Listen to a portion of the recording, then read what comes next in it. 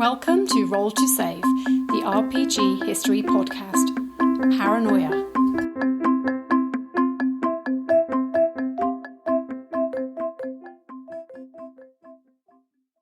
Checking security clearance. Access granted. Welcome, High Programmer.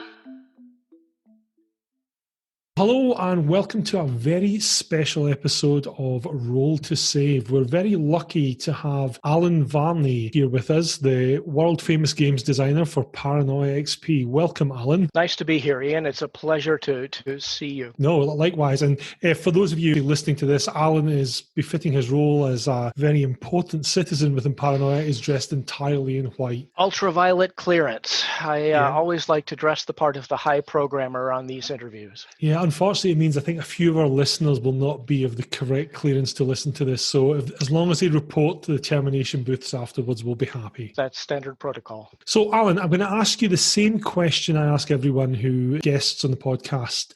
What got you involved in RPGs and what was your very first game? I started with White Box D&D back in 1975. And I must admit my first forays into running a dungeon crawl were pretty kind of misguided and wild. As the lore evolved and as a bit more of it began to get transmitted, like through the early pages of Dragon magazine, I started to find my feet a bit more. Eventually, in the early 80s, I ended up working at Steve Jackson Games as an assistant editor on Space Gamer magazine. I was working under Warren Spector, who later became a legendary computer game producer.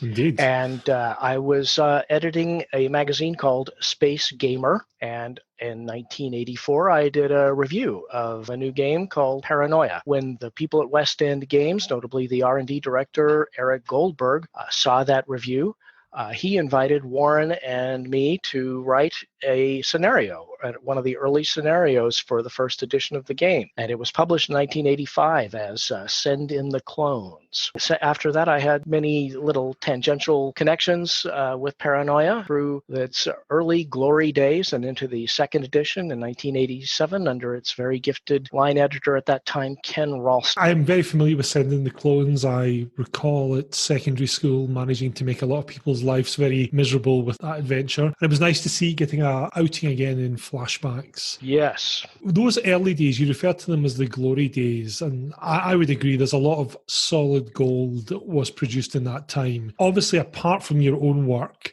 what was your favourite scenario that came out of those early first edition Paranoia days? Well, the first edition and the early years of the second edition from West End Games were just stellar in that it seemed like every new release was greater and funnier than the one before. It was truly setting the tone for what a comedic and satiric RPG should be. And, I don't know whether anybody here needs an explanation for what Paranoia is. You've already covered that rather well in previous episodes of this podcast, so maybe you could just point them to those early episodes, and your blog entry as well has a very good history. I will say that, just briefly, that Paranoia was a pioneer in terms of telling the game master to basically ignore the rules when necessary for the purpose of a good story or a good joke. And at that time, that was really considered kind of an innovation. And in particular, the players of the game were not even allowed to show knowledge of the rules.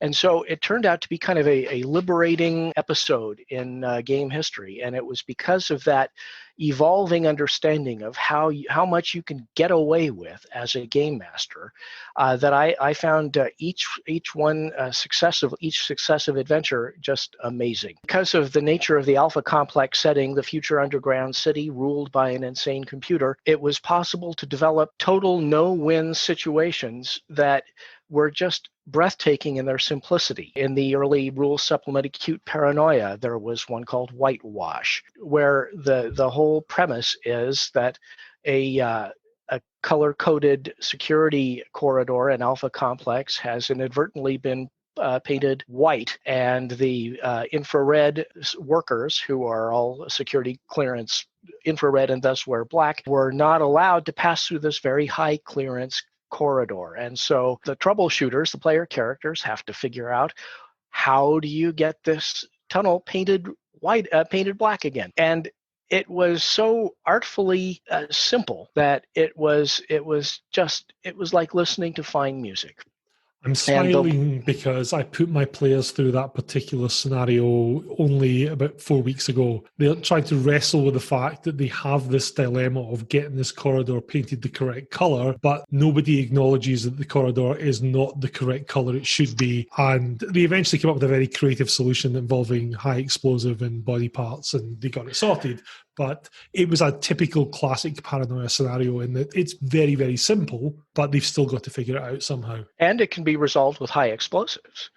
And that's always one of the best signs of a good Paranoia adventure. Now, when you talk to people who have played Paranoia for quite a long time, very soon, they will inevitably converge on the phrase "something falls off," which is a reference to the classic "Me and My Shadow" Mark IV, also in Acute Paranoia, a big scenario by Peter Corliss and Stephen Crane that involves the troubleshooters assigned to guard this gigantic cyber tank that is intelligent, artificially intelligent, and very, very arrogant, and wants nothing to do with its trivial little human guards.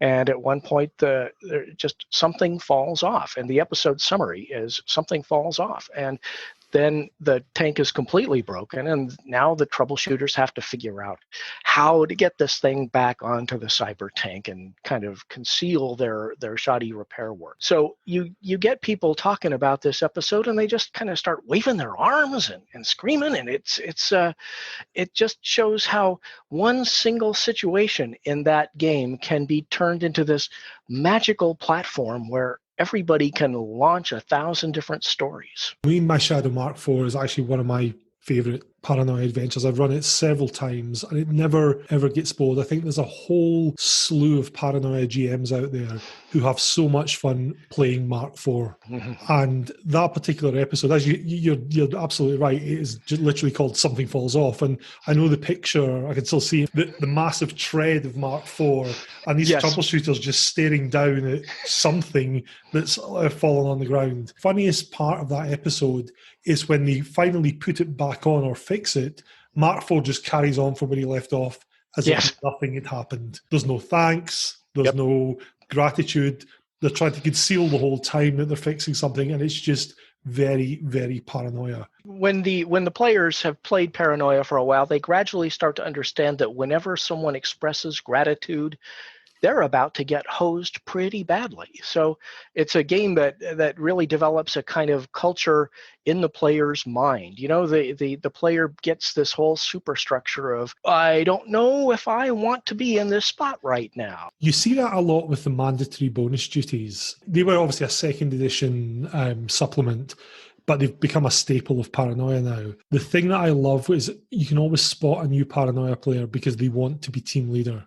Yes, they want all the experimental equipment. They basically want the authority to talk to the computer at any time. The mandatory bonus duties, for those who don't know, were introduced in the second edition box set and are additional duties that are assigned to individual players within the troubleshooter team. And there's a hygiene officer and a loyalty officer and a communication officer and so forth. And the team leader, each of these mandatory bonus duties has its own kind of symbol, and the team's leader symbol is a bullseye. And the new players don't quite understand why that is. Last time, actually not last time around Paranoia, the previous time when I was running Whitewash, we were running it on Roll20. Part of the scenario that I was wrote in for the players was they were occasionally getting interrupted by their PDCs ringing. So that's alpha complexes, the equivalent of your iPhone. Somebody would want something. Roll20 lets you play music. So I had a theme tune for each one of the troubleshooters, and it was usually something to do with their secret society. Like the communists literally had the hymn of the Soviet Union play as his ringtone. Yeah. For the team leader, there was an old, my UK listeners will be aware of this, an old UK game show called Bullseye. That was the theme tune for the team leader's PDC. One of the players got this, and he sent me a message at the end that was hilarious that you had Bullseye as his ringtone. I'm like, I think you were the only one that got it. Inspired, yeah. Now, you mentioned early second edition, obviously being a high point. There was then later second edition, and maybe baiting you here, but one of the things that I appreciated in Paranoia XP, both in the main rulebook and especially in flashbacks, was you were very candid about what happened with later second edition. And I know you were involved yourself at one point, but I'll let you give your point of view as to what happened then and the direction that the Paranoia line took. That was a sad tale, and it involved the departure. Well, actually, believe it or not, it involved the imported ladies' Italian shoe business. Now, at that time, Paranoia was published by West End Games in New York City, in Manhattan. And it was owned by a fellow named Daniel Scott Poulter, who just died earlier this year. You know, a friend of mine described Daniel Scott Poulter in a very memorable way. He said, Daniel knew three things better than anyone else he had ever met. He knew the ladies' imported Italian shoe business, the U.S. tax code, and the order of battle at Gettysburg. And he started West End Games with the profits from his shoe company, Bucci Imports. And they published some early war games. And then when he hired Eric Goldberg, a very gifted designer, as his R&D director, Eric brought in Greg Kostikian, one of his longtime partners. And they brought in, and they published Paranoia. And they assembled a wonderful team, a marvelous team. I've already mentioned Ken Ralston. The great artist at the time, Jim Holloway, did a lot of the early work. He was the one true Paranoia artist.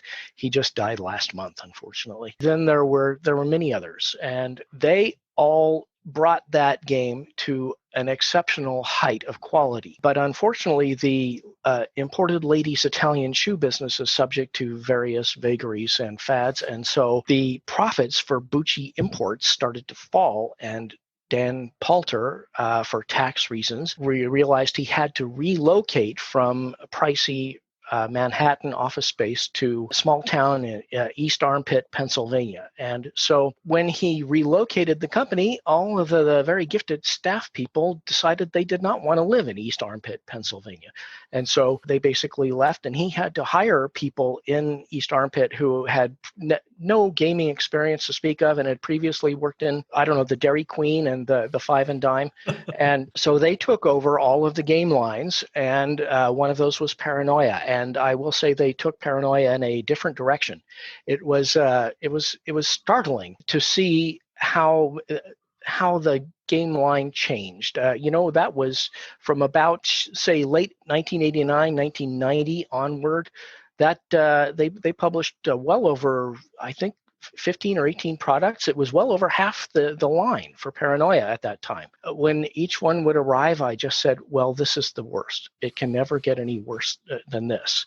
And then the next one would show up, and yet, so it was so harrowing. It was just dispiriting to see one of the funniest games ever created, perhaps, the only really funny role-playing game ever created, that was handed off to people who were very vague on the entire idea of humor, and just made that more and more visible product after product. I don't need to name names, but I will say that finally, in about 1993, it was they made a very ill-informed attempt at a new edition that was the third edition of the game, which they very comically called the fifth edition.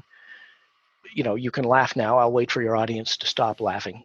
And then there was one more book, and then it all just sort of died, collapsed under its own weight. I understand that sales had dropped 90% from its height.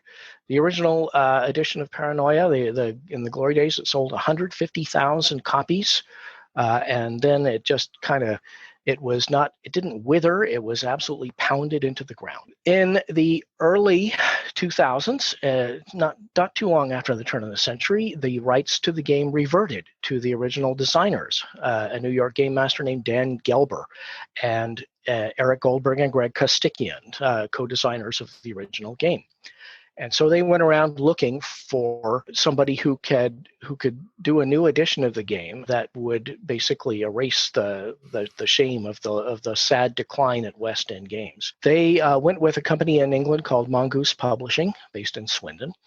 And they submitted to Mongoose a list of the designers that they would be willing to approve, or had pre-approved, shall we say, that they would be willing to see do the new edition. And Mongoose systematically went down every name on the list, and everybody said no. And then finally, at long last, they went to me, the last name on the list. So I took on the project, and I will say, this is the honest truth, from day one, hour one, minute one that I took that assignment, my top priority was to eradicate the memory of that sad decline at West End Games. I brought in a whole team of writers, and they too were all solidly committed to that single goal. I bought shamelessly every Paranoia supplement, and of course, buying those was part of it. But I still remember that moment opening the first book where Jim Holloway was not the illustrator. You were like, why does this feel different? And it wasn't that the art was particularly bad, but it just didn't fit. And then you started reading the text, and it just got worse from there. You can tell your audience that the art, as a matter of fact, declined quite precipitously toward the end of the line. Oh, yeah. So 5th edition, I never bought 5th edition, I will say that. I have since seen some of the artwork, and it's beyond parody. It's cartoonish to the extent of being childish, and I mean that in the most derogatory way possible. It doesn't fit the theme. It doesn't fit what paranoia is. It just sort of crushes a little bit of your soul if you're a proper fan of paranoia. So what the people who were in charge of that era did not appreciate was that Paranoia at its best is a game of satire. And it's a game of fear and ignorance. And what they thought it was a game of parody and pop culture jibing, of parody. And so they would relentlessly parody whatever they had happened to see, whether it was a Mad Max movie or the White Wolf vampire line, or, it was just dispiriting, because they would, talk about fear and ignorance in the text, but there was not really a lot of that in the design of anything.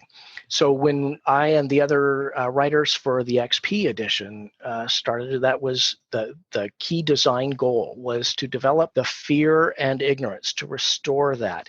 The chief peril faced by the chief fear that every player should feel is his fellow players, his or her fellow players there at the table. And the idea is not to role play a troubleshooter who is feeling fearful or anxious. The idea is to inspire fear in the player sitting there at the game table. So I've just finished with my regular gaming group a chapter in our Warhammer campaign. And when we were finishing up the other week and generally chatting about it, so on one side I've got my Warhammer rulebook, on the other side I have my Paranoia rulebook, because that's what I was running on Sunday. And I said, I'm going to show you a real difference between these two games. And you open the Warhammer rulebook, and it's from 1986, that rulebook's from. You open the GM's chapter, and it's all very, you are the eyes and ears of the player. You are a neutral arbiter. You are not there to compete with the players. You're there to give them as much information so they can interact with the world, yada, yada, yada, yada, yada. The very first section in the GM section in Paranoia XP is section 13, which I'm not sure was intentional. It starts with, it's okay to kill them. And yes. Then it goes on to talk about, here's how you maintain psychological stress. And we had a perfect example of that in our game we played last weekend. The players were in a situation where they needed to get to a certain part of the complex, but there were 2 internal security barricades set up and they couldn't get past them. So they came up with a plan of, right, registered mutant, you go up and mentally stun them, drop the smoke grenade you've got, and then you run past. And that they was getting so stressed out with this situation that he runs up, he mentally stuns them, he drops the smoke grenade, and he runs back to the group. And they're like, what are you doing? And he's like, oh no, I was meant to run past them. They're like, yes. That is what you don't get in those other supplements. I think you hit it on the head nicely when you said they were a bit parody. And it's the fact that the humour in those supplements seems forced. To go back to your example of me and my Shadow Mark IV, the very title header, something falls off, in itself is funny, but the situation is funny, not because something falling off is inherently funny, but because you have this massive thing that can destroy a continental army on its own. It stopped working because a weather vane's fallen off. Yes. And what the players get into in trying to fix it is where the humour comes from. Whereas you look at those second ed scenarios where the computer gives you a custard pie launcher, like, come on, guys. See, the one of the attitudes in the decline of the game was the sense that they expected the game master to just randomly kill people, the characters, or to just basically just mess them over. Whereas with the XP edition in 2004 from Mongoose, my edition, we refocused strongly on the idea that the players are there to entertain the game master. You dance them like puppets. Now, Paranoia is, I think, almost unique among role-playing games in the primacy of the game master's role. The game master is supreme, doesn't have to follow the rules, he or she, and basically the players are not allowed to call the game master on the rules, because if they showed knowledge of the rules, they are therefore committing treason. It is a position that really allows, in a design sense, it allows you to experiment with a lot of psychological conditioning techniques. There's a whole field of role-playing game theory about, the GNS and the big model, and is it gamist or narrativist or simulationist? And Paranoia doesn't really fit smoothly in any of those classifications because it's much more a psychological exercise, and it's one that the game master is more or less sort of putting the players through for entertainment purposes, for specifically to entertain the game master. There's not many other games where you can get away with that brazen, bald assigning of supremacy to the game master, but it's in a setting and in a situation and with a premise that pretty much requires it. What I find with players when they play Paranoia, because you are in that position, you're essentially creating this scenario, almost like this little sandbox, putting your ants in it and saying, okay, well, what's going to happen when they bang into each other? But I've never had a game of Paranoia where the players haven't come at the end to say, that was amazing. We loved that. I especially found that during the 90s and early 2000s, when I was very into playing White Wolf games, I still ran Paranoia a bit. I'm very into my White Wolf games. They are obviously very deep into storytelling and, personal horror and all the other stuff that gets them the angsty label. Having people play that very deep, introspective, story-driven, very personal type of role-playing, they almost love Paranoia more when they come out of that. Because they're like, I've just played a 4-hour game of Wraith where the guy sitting next to me has been playing my dark side and he's been whispering in my ear the entire time. Can I not just go and shoot some trouble? They don't realise they're getting more psychological stress playing Paranoia than they're ever going to get playing Vampire. There's a sidebar in the very opening, the prologue to the XP rulebook that says things you must forget. And it talks about the sorts of habits that you form playing other games that will get you killed 6 times in 6 minutes in Alpha Complex. You don't want the high-powered equipment. You don't want to plumb the depths of a complex personality. That is not at all what the game is for. So going down that route of the players are there to entertain the games master, one of the things that I loved about XP, and my co-hosts will tell you that I'm very boring about this, but it's the different styles of gameplay that you highlighted there. And I remember being really struck by that when I first read it, especially when I got to the column on, here's how you play Paranoia straight. Because my first thought was, what drugs have these guys been taking? And then you read it and you just get this mental flash of, that's exactly what first edition was. When it was initially, if you read first edition, it is very straight. It's obviously funny, because straight doesn't mean boring, but it's more in the realms of like Brazil or Catch-22 than it is in the realms of Monty Python, for example. So what prompted that decision to take those 3 different styles? So when I was coming on to, with the clear goal of removing the memory of the decline at West End Games, I realized it was important to reclaim mind share. That long decline had inculcated in the entire audience the notion that Paranoia was just a silly game where everybody shoots their lasers at each other, and there's a lot of cartoon antics, and that's all it is. So in order to reclaim that, I decided to confine that entire idea in one play style that I called Zap, and then also establish other play styles to show, okay, there are other ways to play the game. The key goal there was to expand the range of experiences that players associated with the game.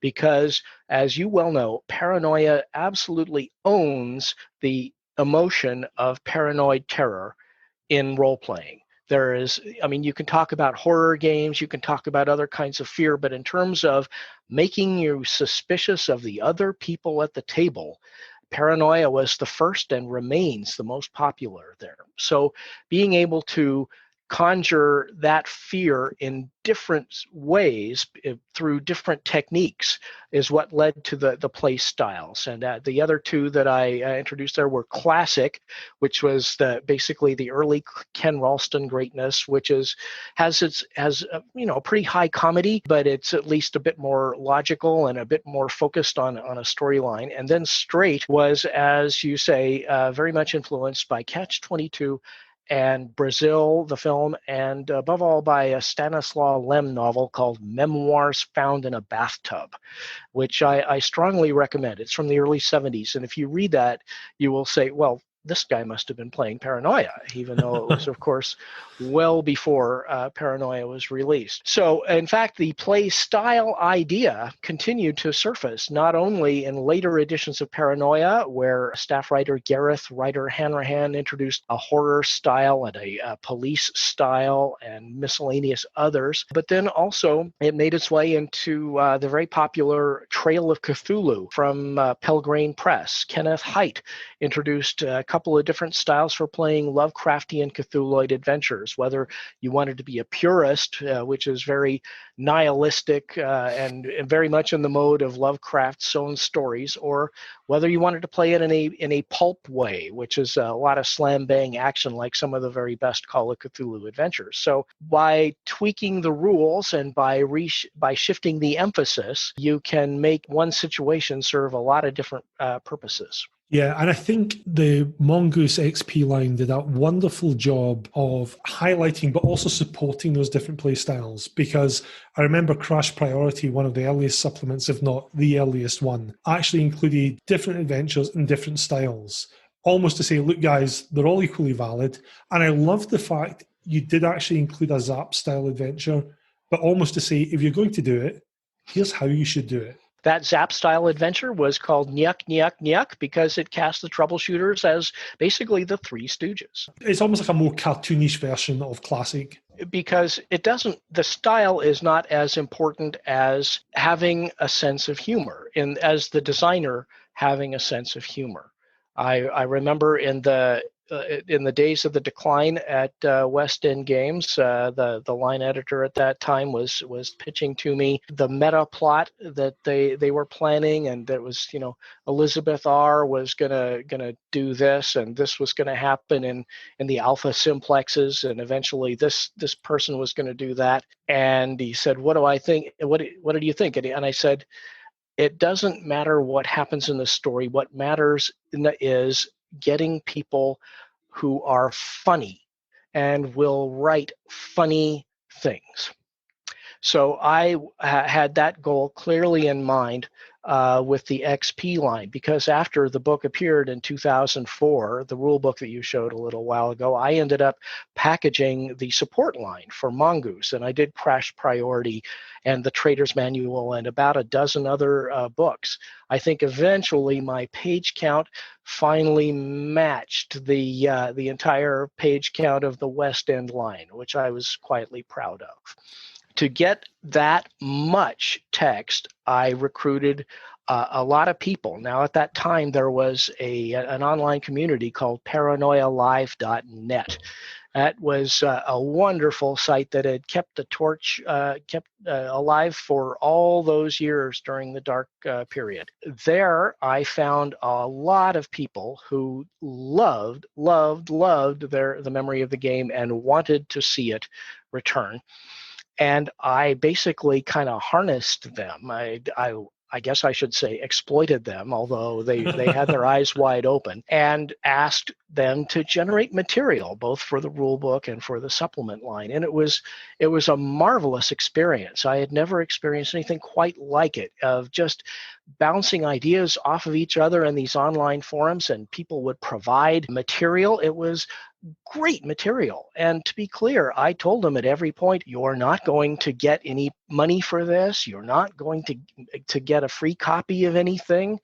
And with their eyes wide open, they still continue to submit this stuff because they loved the game and they wanted to see it done right. It was very much like an open source software development, even though it was a tabletop game.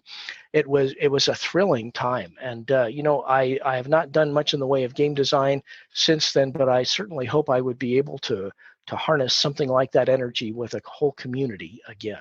Yeah, that very much came across with a lot of the XP supplements. I know there was always a shout out to the Traitor Recycling Studio that in the various books. You mentioned previously one of my favourite supplements, which was the Traitor's Manual. I've also got here the most favourite supplement of all time, WMD.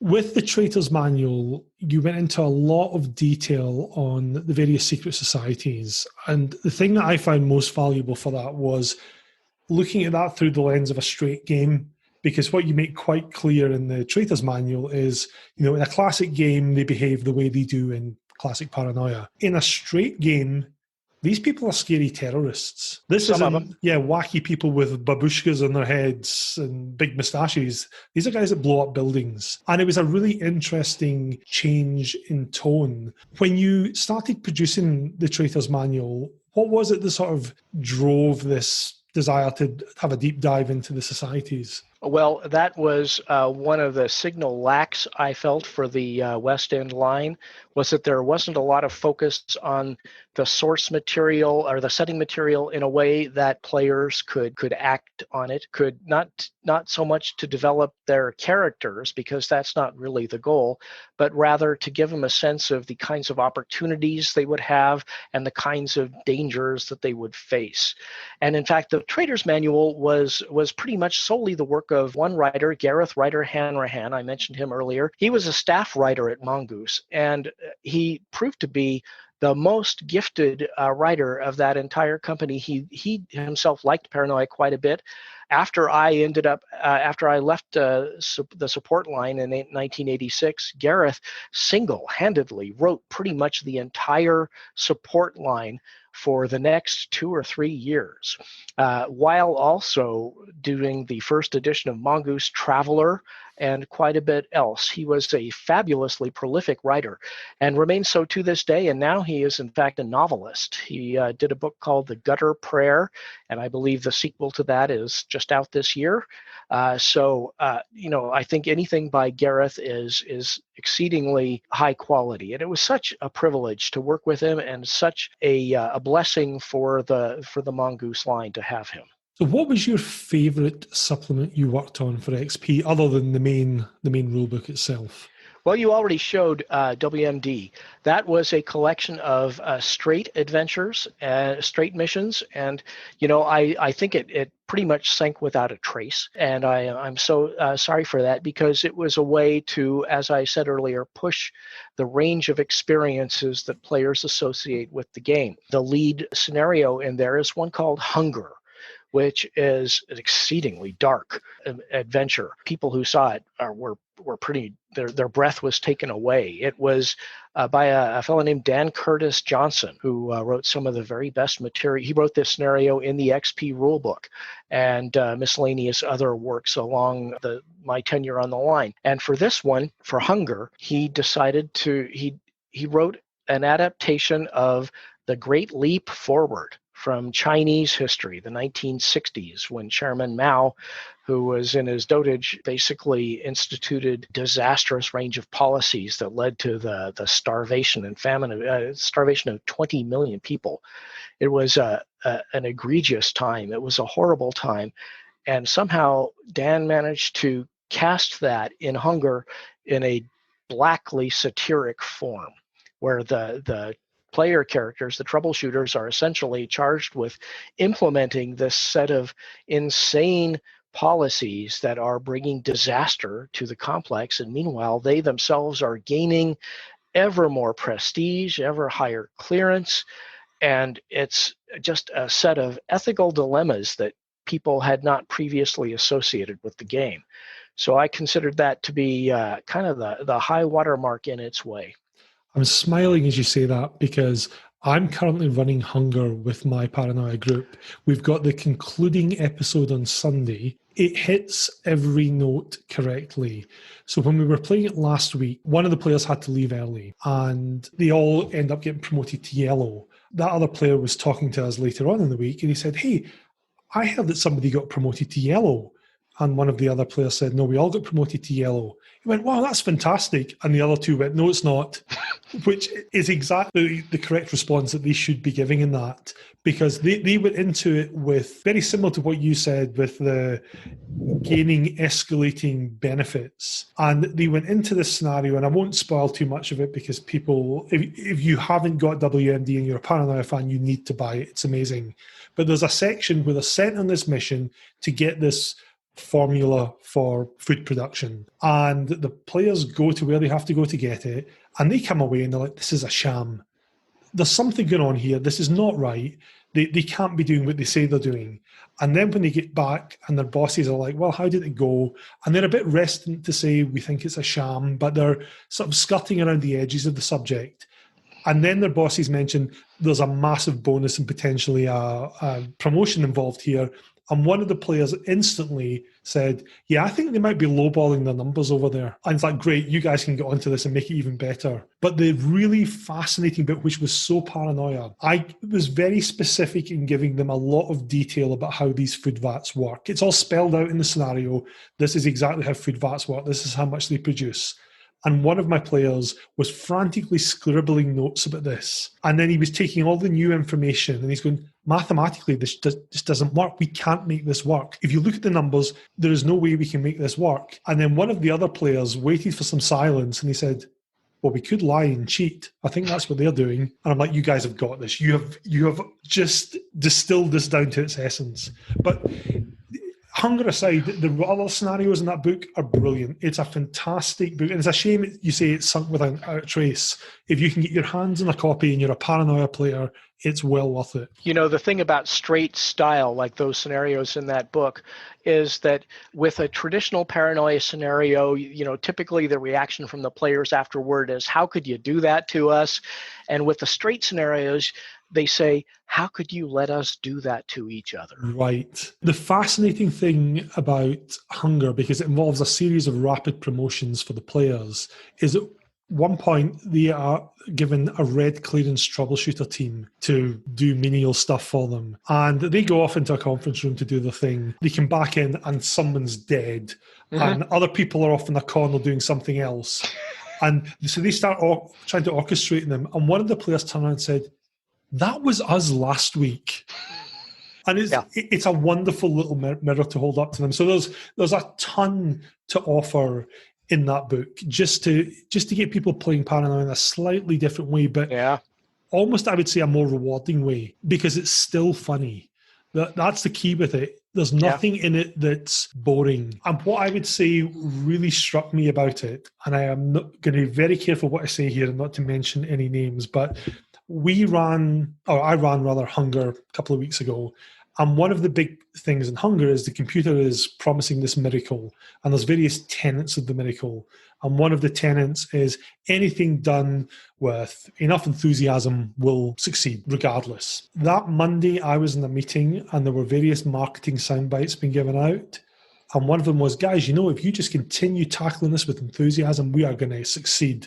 I'm like, I'm living in Alpha Complex. I am a yellow clearance VAT supervisor. This is not good. Well, the number of resonances that you see in daily life from Alpha Complex to our world gets very scary, and I need hardly go into the details of our current regime.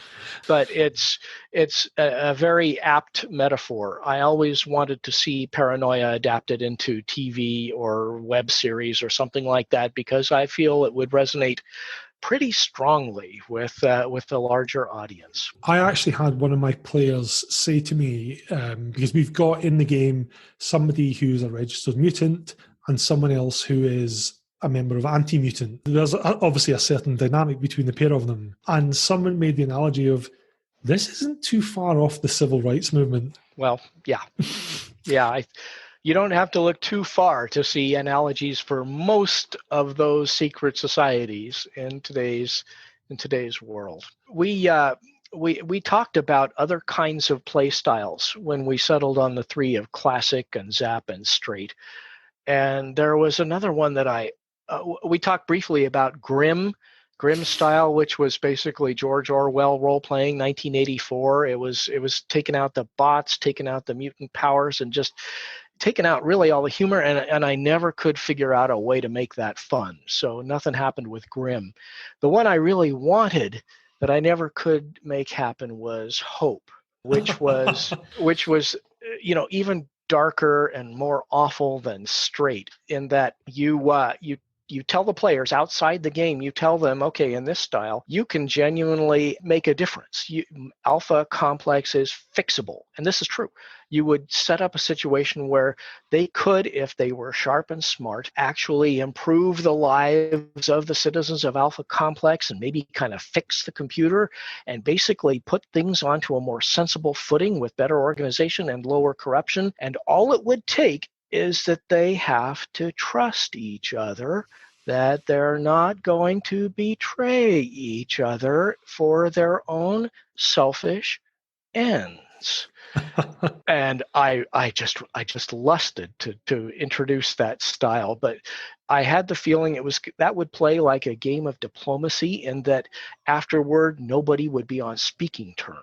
So we didn't go that way. Aside from Hope, if you could change one thing about Paranoia, what would it be? Well, Paranoia has, from its earliest editions up through my edition and then the 25th anniversary edition in 2009, was always a very simulationist traditional game in its rules approach. You roll this kind of die, and you have these attributes with these numbers, and you're trying to roll against this number to accomplish that task. And there's a lot of ignore the dice if you don't like them, but it's fundamentally this kind of very traditional approach. I've talked to a lot of Paranoia players over the years, and none of them have ever talked about rules. None of them have ever once said, oh, I loved my character because he had a really high strength score, or man, oh man, I made this one particular skill check, and so on and so forth. They never ever talk about that. What they say is, we died 3 times in the R&D laboratory before we even started the adventure, and then I managed to sabotage my buddy by tricking him into walking into an empty elevator shaft. This is what they remember. This is the Paranoia experience. Now, at that time, when I was doing the XP edition in 2004, there was very little in the way of indie games, beyond Ron Edwards' Sorcerer and so forth. Timothy Kleinert had just published The Mountain Witch, but I had not become aware of that ahead of the publication of XP. I would go back to the modern tradition of indie role-playing. I would look at all the devices in Apocalypse World and Blades in the Dark that is all about making stuff happen in a narrative way, independent of just a bunch of character attributes. I think there's a lot to recommend the current edition from Mongoose, the card-based edition, the red clearance edition that is done by James Wallace and a couple of other guys. It did, I think it turned out pretty well. The general idea is that you want something that plays a lot faster and more smoothly without reference to character numbers, or at least a lot less of that. Where I think I would change things from the current edition, the card-based edition, is that it's still very much oriented around sitting around a table You're holding a hand of cards. You've got cards in front of you. And, I think the mood today is that a modern designer has to be thinking about streaming as the platform of choice. It's almost going to be the default choice. And I'm not talking just about the pandemic. I think going forward, we are seeing a sea change. I think tabletop role playing is increasingly going to be something that you're doing in this Zoom conference that we have right here. Tabletop role-playing games need streaming licenses. They don't have those yet. Very liberal streaming licenses. They need mechanics that work seamlessly in Roll20 and all the various other platforms. They need something that can take advantage of online tools like Obsidian Portal and other stuff like that. I mean, it's really a golden age right now. And trying to take advantage of just a few of the tools that we have now is where I would take the game. There's a game, what's it called? Fiasco. Have you ever seen Fiasco? Yes. There is, in fact, a Paranoia playset for Fiasco. I will have to find that then, because I got Fiasco because I was looking through, I always like looking for things that are a little bit different. And I saw Fiasco, and my first thought upon literally being about 3 pages into this was, this is ideal for Paranoia. And again, it's that play style where you don't need cards and dice and everything else. You need people who are willing to just get into the spirit of it. And I think that's probably the core of Paranoia. I cannot imagine playing Paranoia with a group of people who are not into the spirit of it. Yeah. I think back to, I used to run White Wolf LARPs back in the late 90s, early 2000s. And you kind of had 3 types of players there. You had the very story-driven players who were like, I have this character, just throw story at me and I will just do what happens in the story. You had the people who were there because they kind of like dressing in black and looking moody. And you also had the players who were very much in it for the rules. They wanted their characters to be bristling powerhouses, and if you told them they couldn't do something that they knew they could do, then they get all upset. I could not imagine playing Paranoia with those people, because it would be a horrible experience for both sides. They would see me as this horrible despot trying to kill them, and they wouldn't like the fact they wouldn't know the rules. Well, Paranoia has its following, and there are people who passionately love it the way we do, but there are other people who bounce off it hard. And, it is certainly not for everyone. I think being able to encourage people through games like Fiasco, sort of like leading them along into that mentality might be very useful that way. But fundamentally, if they're not into the idea, they never will be. Funniest thing is, I've got my kids, especially over the pandemic, I've got quite into role playing, and they're 10 and 14. And I've run a couple of games of D&D for them. I've run Call of Cthulhu for them, which my 14-year-old loved. My 10-year-old, you had to stop the game because you get too scared. Yeah. Which my 14-year-old found hilarious. And we're currently playing Palladium's Heroes Unlimited, and it's us and some family. And my daughter heard me talking about Paranoia the other day, and she's like, that game sounds brilliant. Well, I don't know if there's a lower age limit for Paranoia. If you try that, let me know how it works out. Yeah. Well, given the conversations they have with each other, I mean, if they were in Alpha Complex, lasers would have been drawn a while back. So I think they will fit in perfectly. The final question I've got for you, Alan, is you've obviously played Paranoia, you've GM Paranoia. I mean, you've also been in the privileged position of designing Paranoia. For each one of those categories, so we'll say for your 3 play styles as player, GM, and designer, what are your fondest memories from each one? Well, I've talked a little bit as a designer about the great excitement of bringing in a bunch of people that were all willing to contribute in this very open, generous way. That was shown in particular in the Lexicon game that I ran during the Paranoia development process back in 2004. Now, Lexicon was a computer-assisted tabletop game of sorts that was designed by a fellow named Neil Krishnaswamy in 2003, introduced on a blog called the 20 by 20 Room that is now defunct. And it was specifically designed to be played via a wiki, where the players would go through sequential turns of writing early entries in alphabetical entries in a wiki online about some fictitious world. and they would leave open links of undefined terms for other players to pick up on later turns. And by the time you got through all the letters of the alphabet, you would have a very substantial bunch of material. And I started a lexicon game with about 24 players by way of generating material for the game. The lexicon game was called The Toothpaste Disaster. I had no idea what that meant or what that referred to, and part of the game was figuring out what that was and who was to blame. And I think by the time we got all done, I'm not sure that anybody had a clearer idea of what it was, but what I had was a giant amount of material that I could use in the XP rulebook, and more important, I had a whole stable of writers. They became the core of the group that you mentioned earlier, the Traitor Recycling Studio. And those writers became my stable, and they produced the entire game line. And insofar as being a player of Paranoia, I'm not sure anything immediately comes to mind. I do have a very fond memory as a game master. Now, many game masters, almost everyone, eventually has this sort of moment of awakening of realizing that they have great control over the rules, over the game, and how things proceed. And with me, that came through Paranoia. I was game mastering a playtest for Send in the Clones, the adventure I co-wrote with Warren Spector. Ken Ralston, the line editor at West End Games, had taken my pre-generated characters and had embroidered on them a bit. And he had given one of the characters a 50-pound rock. And I during the playtest, I looked at this. Basically, he had a 50-pound rock, and he had great skill at hitting people with the 50-pound rock, and that was the character's main attack. So when I ran the playtest, I said, "Oh well, I'll keep this." This group of troubleshooters in the course of the adventure went down into the sewers beneath Alpha Complex, looking for a traitor, and what they found was that the traitor who had been down there for 20 years, had been fleeing persecution and hunting commies down in the sewers, had filled the entire labyrinth with traps of all kinds.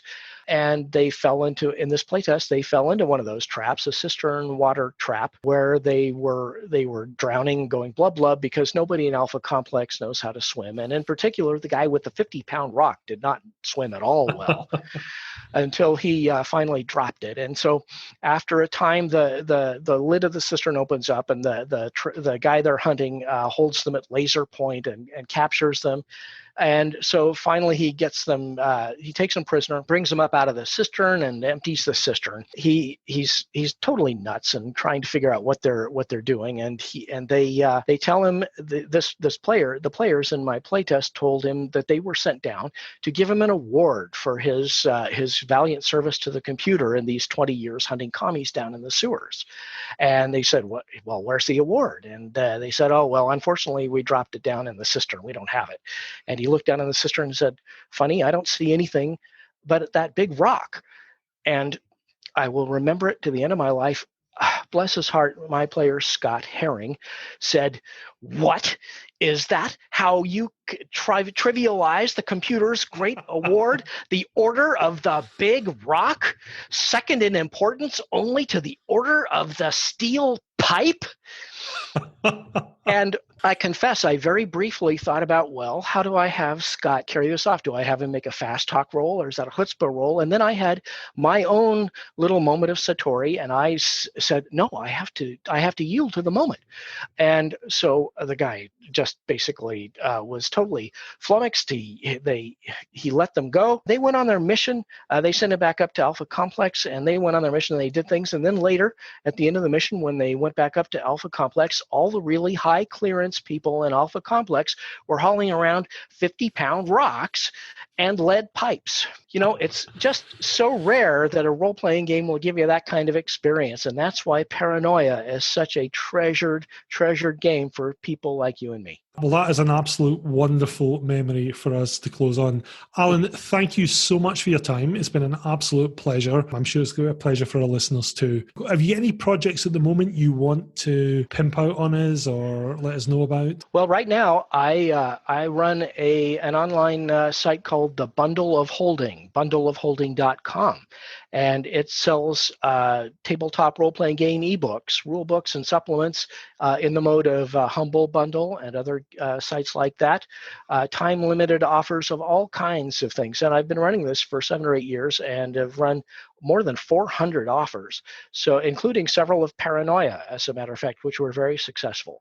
So I would certainly ask anybody who wants to do me a favor to go to bundleofholding.com and have a look at the offers in progress right now. Wonderful. Well, thank you very much, and stay alert, trust no one, keep your laser handy. The following is classified infrared, cleared for all citizens. Have a nice day. Happiness is mandatory. And that was Paranoia, an interview with Alan Varney. We hope you enjoyed it. We'd like to thank Alan again for taking the time to appear on our podcast. Now, as Alan said during the interview, tragically, the great Paranoia artist Jim Holloway passed away last month, so we would like to dedicate this episode to Jim. You were and always will remain the quintessential Paranoia artist. Thanks for taking the time to download the episode. If you'd like to do us a favour, please leave us a review on your podcast directory of choice. We're a monthly podcast about the history of role-playing games. Get in touch with us on Twitter @SavePodcast or on email at roll.2.save.pod@gmail.com, or find us on Facebook by searching for Roll to Save. We'll see you again next time, and remember, stay alert, trust no one, keep your laser handy.